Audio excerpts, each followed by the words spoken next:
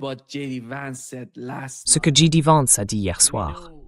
On connaît les attaques. L'Iran, Israël qui frappe au Liban, la riposte iranienne à l'attaque israélienne. Mais avant d'en arriver là, je voudrais qu'on écoute ce que J.D. Vance a dit à propos de la situation entre les États-Unis et l'Iran. Dans quelle mesure êtes-vous inquiet de voir Israël espionner les États-Unis et agir de manière indépendante au Liban?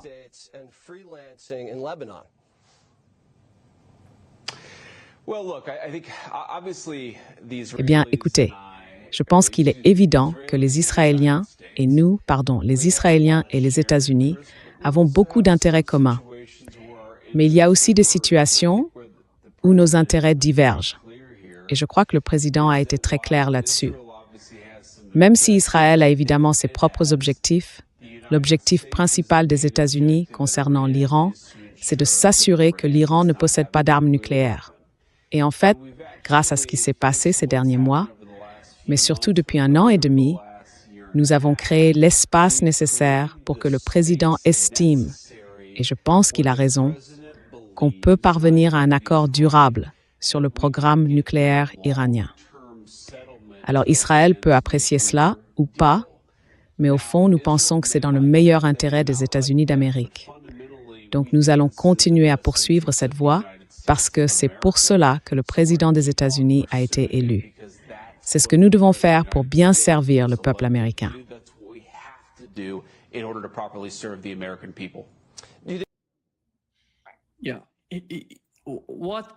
Oui.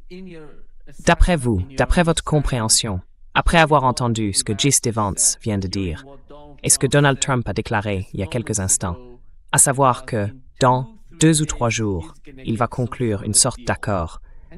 Il nous a répété ça pendant très longtemps, vous vous souvenez, je dirais plus de 40 fois, qu'en 2 ou 3 jours, on allait avoir un accord avec l'Iran.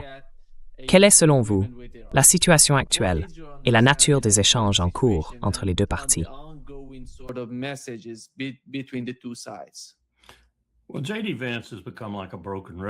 Eh bien, J.D. Vance, c'est un peu comme un disque rayé à bien des égards. Il répète sans cesse le même message, juste avec des intonations différentes à chaque fois.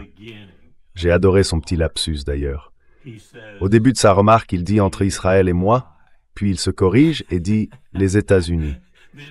J.D., tu as une situation personnelle là, non? Bien sûr que oui.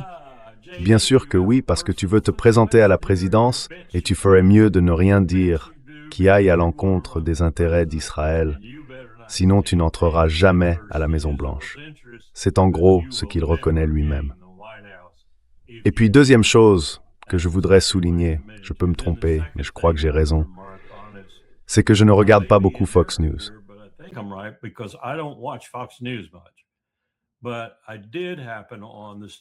Mais je suis tombé sur un article, je crois que c'était dans le New York Times ou peut-être le Wall Street Journal, qui parlait des audiences Nielsen.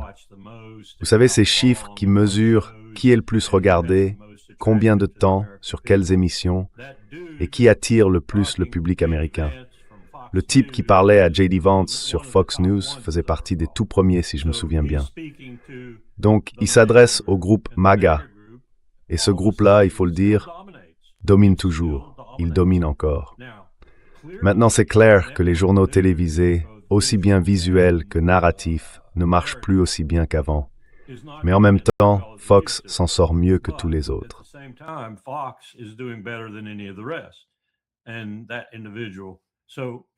Et cette personne donc est choisie pour aller parler à ceux qui écoutent le plus les partisans de MAGA, à celle ou celui qui est le plus crédible auprès d'eux, et pour faire passer son message là-bas.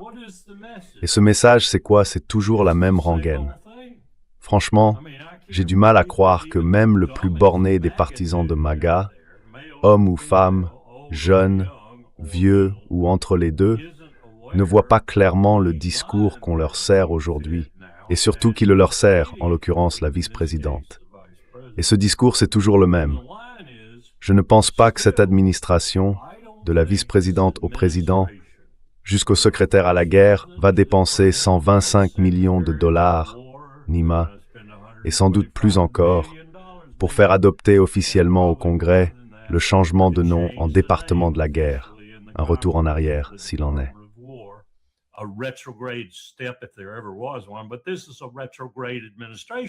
Mais c'est une administration rétrograde.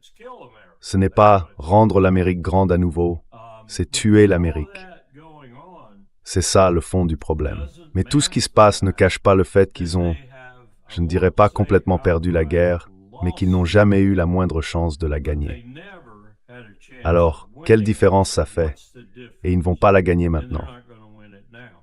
Et Bibi montre, comme à son habitude, qu'il est surtout préoccupé par le fait d'éviter la prison. Donc il doit absolument gagner la prochaine élection en Israël. Et non, il n'obéit pas à Trump puisqu'il continue de tuer des gens à Gaza.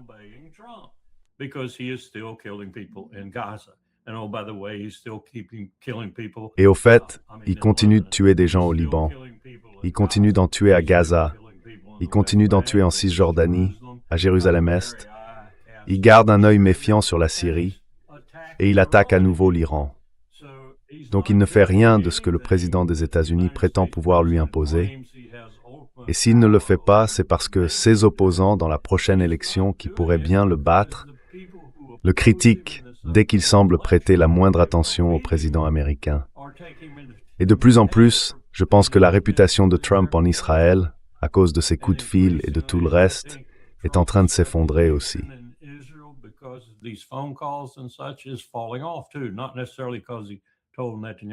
Pas forcément parce qu'il a dit à Netanyahou d'aller se faire voir, mais parce qu'il voit le Premier ministre, Netanyahou dans ce cas, mais au fond ça pourrait être Naftali Bennett ou un autre, obéir en réalité aux ordres de Trump. Et ça n'est pas du tout passé. Environ 80% des Israéliens juifs soutiennent encore largement tout ce que Bibi a fait jusqu'à présent, et dans chacun des endroits où il agit. Et au passage, à Gaza, la situation est devenue vraiment dangereuse. Dangereuse à bien des égards. Des gens qui gagnent des fortunes, beaucoup d'Égyptiens, beaucoup d'Israéliens aussi, qui se font de l'argent en vendant un carton d'œufs $200, et encore plus pour avoir juste assez d'essence pour faire tourner sa cuisinière pendant 10 heures.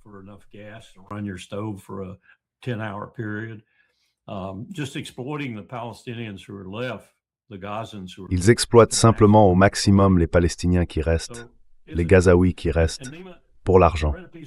Donc c'est... Et Nima, j'ai lu un article dans le Jerusalem Post. Si je t'en ai déjà parlé, arrête-moi. Je ne connaissais pas cet homme, mais j'aurais sans doute dû. C'est un historien assez reconnu en Israël, et il a écrit un article largement inspiré de Halford Mackinder, de sa théorie de l'État continental contre l'État maritime, et inversement. Et selon lui, ce qui se passe en ce moment, c'est que 3 armes nucléaires sont, entre guillemets, déployées contre les États-Unis et contre Israël.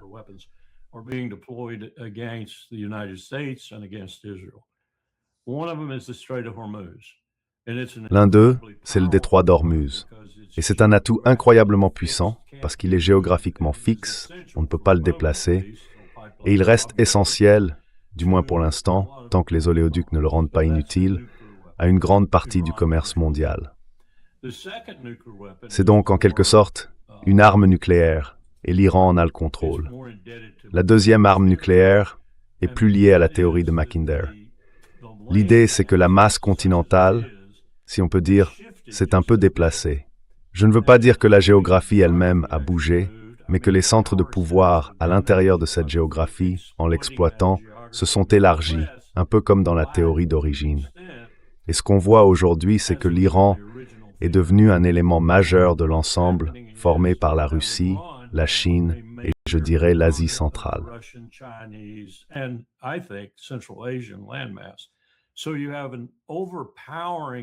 Donc, vous avez environ 67-68% du monde qui occupe aujourd'hui cette structure économique de plus en plus viable, surtout grâce aux routes terrestres plutôt qu'aux routes maritimes. Les routes maritimes restent importantes, bien sûr, mais à tout moment, elles peuvent redevenir le théâtre d'une piraterie en haute mer, un peu comme il y a plusieurs siècles. Vous vous souvenez peut-être que la Grande-Bretagne, au départ, était très impliquée dans la traite des esclaves à travers l'Atlantique. Puis, avec un nouveau Premier ministre et un nouveau ministre des Affaires étrangères, tout a changé. Ils se sont mis à combattre la traite des esclaves avec acharnement sur les mers. À l'époque, c'était nous les plus coupables, et ils attaquaient nos navires et tout le reste.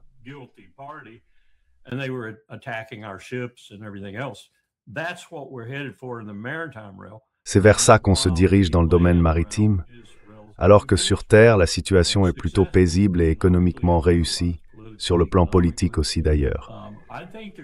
Je pense qu'il y a quelque chose de vrai là-dedans. Et puis, il ne s'arrête pas là. Les deux premières, ce sont les armes nucléaires dont l'Iran dispose déjà, d'une certaine manière. L'une, c'est le détroit, l'autre, c'est cette nouvelle configuration terrestre. La troisième, en revanche, c'est une vraie arme nucléaire. Et il est convaincu qu'elle existe aussi. Soit elle vient du Pakistan, soit elle est déjà là, construite par les Iraniens eux-mêmes. Et il ne manque plus que la preuve de son existence.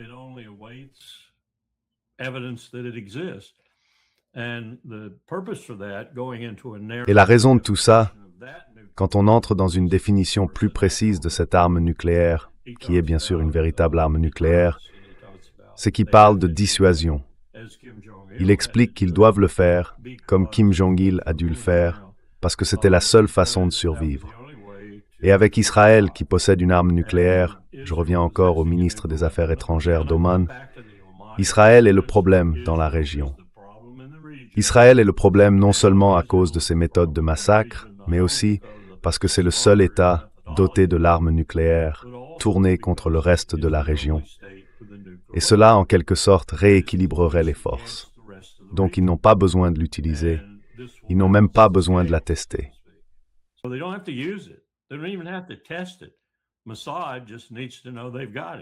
Le Mossad a juste besoin de savoir qu'ils l'ont. Je pense qu'ils croient qu'ils vont le tester, mais ça on verra bien. À mon avis, il a raison sur les 3 points de son analyse. Ce qui veut dire, Nima, qu'il n'y a absolument aucun moyen pour Donald Trump de s'en sortir autrement qu'en faisant exactement ce que J.D. Vance vient de faire. Brouiller les pistes, répéter sans cesse la même chose, dire que la diplomatie fonctionne, lancer de temps en temps une frappe en représailles, voir de temps en temps un hélicoptère Apache américain s'écraser dans la région. Dieu seul sait pourquoi. Laisser tout ça se dérouler et faire durer jusqu'aux élections de mi-mandat pour pouvoir consolider son contrôle sur les États-Unis. C'est, selon moi, la ligne de base de la politique actuelle de l'administration Trump.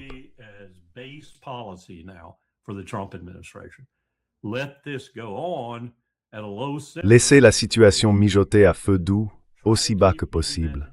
Essayer de garder Bibi Netanyahou sous contrôle. Espérer qu'il soit battu. Espérer qu'il aille en prison. Et ensuite, repartez sur une nouvelle base, si on peut dire. La même chose, mais sans Bibi, en essayant de traiter avec Lapid, ou Naftali Bennett, ou n'importe qui prendra sa place. Mais je ne pense pas qu'ils aient une stratégie. Je ne crois pas qu'ils aient une stratégie, à part faire le rope-a-dope. Vous voyez ce que ça veut dire à l'époque où Cassius Clay boxait? On rebondit sans arrêt contre les cordes. C'est exactement ce que fait Trump. Et J.D. Vance est son porte-parole dans ce domaine. Il a d'ailleurs failli tout gâcher au début en disant que c'était sa position personnelle. Non, c'est la position des États-Unis.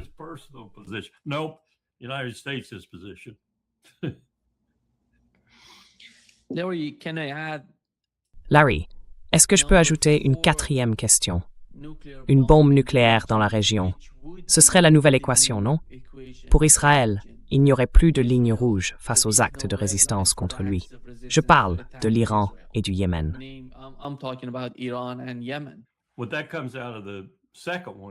Eh bien, ça vient du deuxième point, selon lui. Le nouvel atout que l'Iran possède maintenant, du fait de faire partie du grand bloc continental de Mackinder, avec la Russie et la Chine derrière lui. Et puis cette connexion, cette interconnexion. J'ai vu 2 nouvelles lignes de chemin de fer. Je ne savais même pas. Je ne savais pas qu'il y en avait 3. Il y a 3 lignes de chemin de fer. J'en connaissais 2, mais il y en a bien 3 qui traversent cette région et débouchent maintenant en Iran. Vous avez vu ces lignes chinoises, ces trains de fret, ils peuvent faire 150-200 wagons. Le trajet peut durer 13 ou 14 heures, ou 13, 14 jours, peu importe. On m'a même dit que l'un d'eux, je ne sais pas quelle taille il faisait, a réussi à parcourir tout le trajet en 25 heures.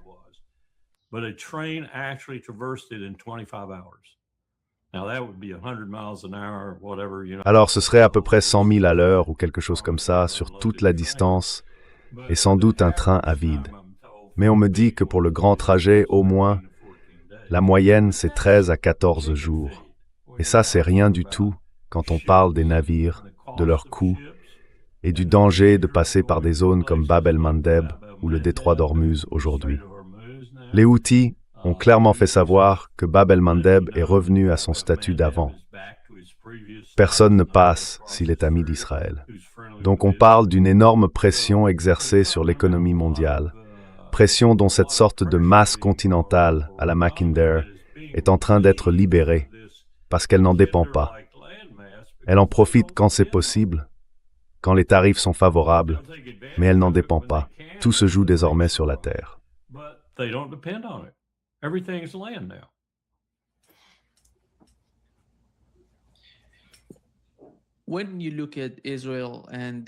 Quand on regarde Israël et la façon dont ils mènent leurs attaques dans le sud du Liban, Larry, ils savent très bien qu'ils ont frappé un bâtiment vide à Beyrouth, dans le sud de la ville, à Dahia. Ils n'ont tué aucun membre du Hezbollah, mais ils ont touché des civils ordinaires. Au moins 2 ou 3 ont été blessés, et il y aurait eu environ 5 victimes au total.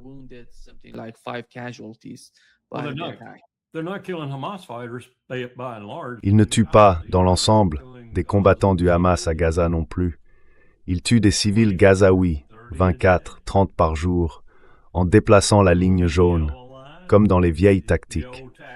La ligne jaune est à un endroit le soir, et le lendemain matin, elle a bougé. Si vous vous retrouvez de l'autre côté de la ligne jaune après qu'elle a été déplacée, vous êtes tué. Ils font exactement la même chose. Mais ce ne sont pas des combattants du Hamas. Ce sont des civils gazaouis. C'est leur stratégie d'ailleurs. Je ne sais pas si vous avez entendu ce qu'a dit Ben Gvir. Ben Gvir, le ministre israélien, a déclaré qu'il appelait à l'enlèvement de femmes et d'enfants libanais pour briser le moral du Hezbollah. Pour briser leur morale, c'est juste incroyable.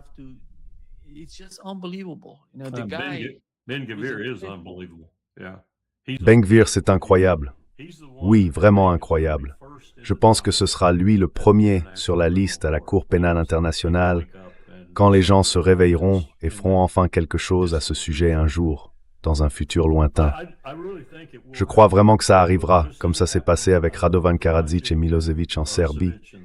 Et ça s'est produit parce que les États-Unis ont mis tout leur poids derrière cette affaire.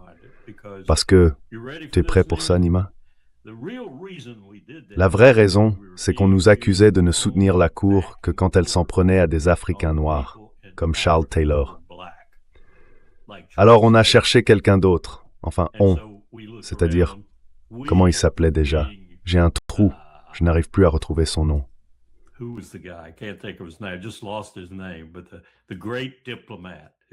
Mais le grand diplomate qui était au Pakistan comme notre émissaire, il avait été auparavant en ex-Yougoslavie, Dick, je n'arrive plus à me souvenir de son nom de famille. Bref, il cherchait quelqu'un qu'il pourrait désigner pour rééquilibrer un peu la balance au tribunal, une personne blanche. Alors ils se sont tournés vers Ravan Karadzic et Milosevic, en Serbie, parce qu'ils faisaient la une à ce moment-là et qui commettaient des choses assez brutales. L'autre camp aussi d'ailleurs, mais comme nous étions de l'autre côté, c'est eux qu'on a choisis. Et je crois que Karadzic est allé devant le tribunal et qu'il est mort pendant le procès. Et Milosevic à peu près pareil, je crois. Il a été emmené pour comparaître, puis il est décédé.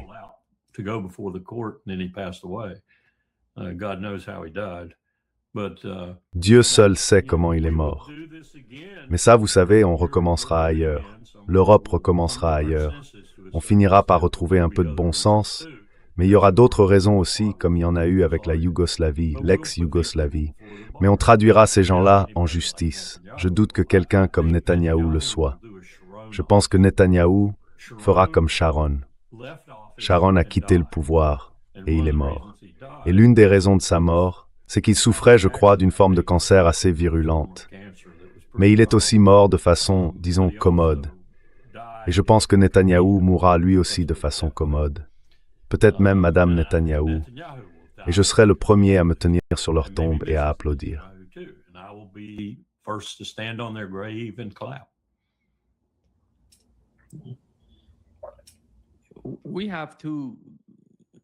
Nous avons deux dirigeants, le président des États-Unis et Benjamin Netanyahou. Quand ils ont lancé la guerre, leurs objectifs se recoupaient en partie, parce qu'ils voulaient faire quelque chose en Iran. Ils parlaient de changement de régime, ou peu importe ce qu'ils avaient en tête. Ils étaient déterminés.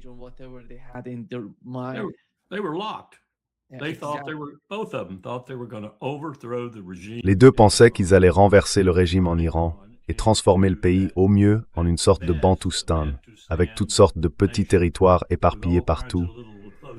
Vous voyez, un petit Kurdistan par ici, un petit territoire azéri par là, un peu de ceci, un peu de cela, un peu partout. Je parie même qu'en Israël, ils imaginaient une petite enclave juive, avec quoi, 50 000 citoyens juifs autour. Eh bien, j'ai une nouvelle pour eux. Les Iraniens se seraient battus bec et ongles. Mais ça ne s'est pas produit. Non, ça ne s'est pas produit. C'était le conseil, la prédiction, le scénario que le Mossad et Benjamin Netanyahou avaient présenté à Donald Trump. Et Donald Trump y a cru, complètement, sans la moindre réserve.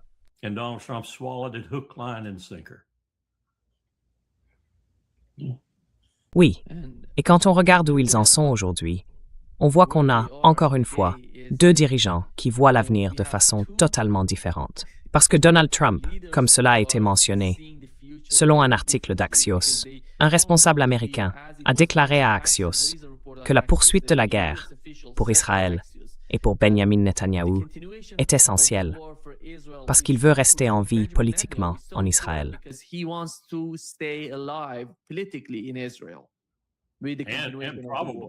Et probablement rester en vie, tout simplement. Parce que quand on va en prison, on meurt assez vite en Israël. Je ne dis pas que quelqu'un vous élimine, mais disons que les anciens premiers ministres en prison ne tiennent pas longtemps.